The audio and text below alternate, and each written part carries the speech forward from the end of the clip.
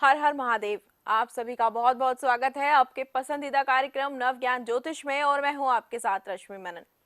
दर्शकों, क्या आप लोग जानते हैं कि कर्ज लेने से पहले भी विचार करना आवश्यक होता है। अब आप लोग सोच रहे होंगे कि मैं ऐसा क्यों बोल रही हूँ। जी हाँ, बिल्कुल, क्योंकि कर्ज लेते समय कोई नहीं सोचता, कर्ज लेने के बाद फंस जाते हैं, कर्ज उतार नहीं पाते हैं। तो क्या आप लोग ये जानते हैं कि हम अपनी कुंडली का विश्लेषण करवा कर ये जानकारी प्राप्त कर सकते हैं कि हमें कर्ज लेना चाहिए या नहीं लेना चाहिए। यदि आपने कर्ज ले लिया और वो उतार नहीं पा रहे हैं तो जीवन बहुत ज्यादा मुश्किल हो जाता है, क्योंकि जिससे आप कर्ज लेते हैं उससे आप नजरें मिलाने के लायक भी नहीं रह जाते हैं और साथ ही आप इस टेंशन में रहते हैं हर समय कि कैसे कर्ज को उतारा जाए।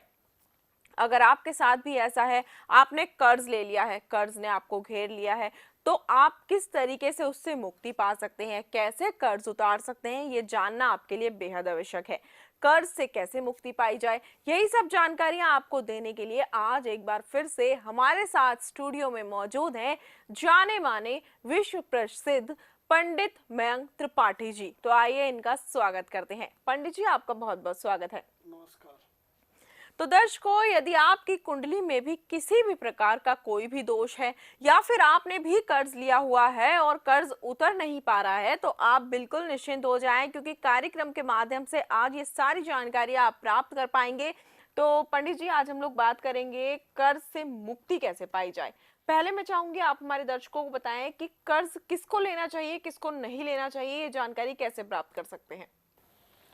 देखिए, कुंडली का जो 6th हाउस होता है, छठा भाव, ये रोग ऋण का होता है। यदि छठे भाव के स्वामी की स्थिति शुभ हो, शुभ भाव में बैठा हो, तो आप कर्ज ले सकते हैं। सबसे पहली चीज़ तो आप ये देखिए कि छठे भाव में राशि कौन सी पड़ रही है। यदि छठे भाव में 1 नंबर या 8 नंबर की राशि पड़ रही है, यानी मेष राशि या वृश्चिक राशि पड़ रही है, तो गलती से भी कर्ज ना लें। ऐसे में यदि आप कर्ज लेंगे, 1 नंबर या 8 नंबर की राशि है, तो आप कर्ज ले तो लेंगे लेकिन आप जल्दी चुका नहीं पाएंगे, आपको विशेष परेशानियों का सामना करना पड़ेगा। दूसरी चीज़, आप ये ध्यान दे दीजिए कि कहीं से भी मंगल की दृष्टि यदि छठे भाव पे पड़ रही है तो कभी भी कर्ज लेने की गलती न करें। तीसरी चीज़, यदि शनि बैठा हो स्वयं छठे भाव में, तो शनि जिस जगह बैठा होता है उस जगह की वृद्धि कर देता है। तो शनि यदि कर्ज भाव में बैठे हैं, छठे भाव में बैठे हैं, तो गलती से भी आपको ऋण नहीं लेना चाहिए, क्योंकि यदि आप ऋण ले लेते हैं और शनि की प्लेसमेंट 6th हाउस में है तो कर्ज आपका बढ़ता चला जाएगा, आप कर्ज जल्दी चुका नहीं पाएंगे। इसके अलावा एक प्लेनेट है गुरु। गुरु महाराज की दृष्टि कहीं से भी छठे भाव पे पड़ रही हो तो गलती से भी कर्ज ना लें, अन्यथा आप दिक्कत में आ जाएंगे, क्योंकि गुरु जहां देखते हैं उस जगह की वृद्धि कर देते हैं।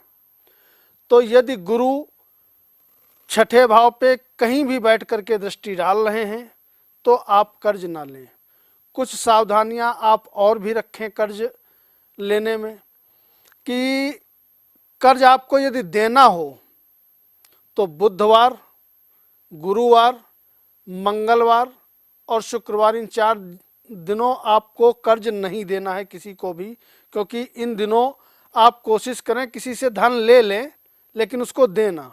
यदि आप दे देंगे तो आपका पैसा डूब जाएगा, आपको परेशानियों का सामना करना पड़ेगा। अगर आप कर्ज ले लेते हैं तो उस कर्ज को आप चुकता कर पाएंगे या नहीं कर पाएंगे, ये डिपेंड करता है 6th हाउस पर, 6th हाउस के लॉर्ड पर। तब आप जाके सही जान पाएंगे कि कर्ज जो आपने लिया है उसको आप रिटर्न कर पाएंगे या नहीं कर पाएंगे। तो कुंडली का 6th हाउस मजबूत होना बहुत ज़रूरी है। साथ ही साथ 6th हाउस का यदि लॉर्ड मजबूत है तो आप कर्ज ले सकते हैं। छठे भाव पे ऐसे योग बन रहे हैं जो मैं अभी बता चुका हूँ, या कहीं से गुरु की दृष्टि बन रही है, शनि की प्लेसमेंट छठे घर में है, तो गलती से भी कर्ज न लें, अन्यथा आप परेशान हो जाएंगे और ऋण आप ले तो लेंगे लेकिन चुकाने में आपको बहुत दिक्कत होगी।